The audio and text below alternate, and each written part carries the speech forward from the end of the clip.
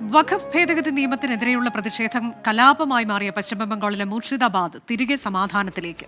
കലാപം ആസൂത്രിതമെന്നും SDPIക്ക് ഇതിൽ പങ്കുണ്ടെന്നുമാണ് പോലീസ് കണ്ടെത്തൽ.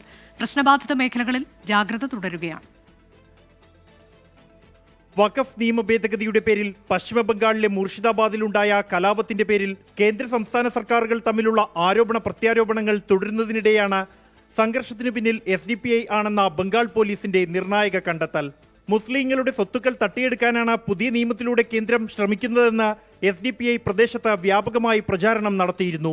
വെള്ളിയാഴ്ച പ്രാർത്ഥനയ്ക്കായി വിശ്വാസികൾ ഒത്തുകൂടുന്ന അവസരത്തിൽ SDPI ആസൂത്രിതമായി പ്രകോപനം ഉണ്ടാക്കുകയായിരുന്നു എന്നാണ് പോലീസിന്റെ പ്രാഥമിക അന്വേഷണത്തിൽ വ്യക്തമായത്.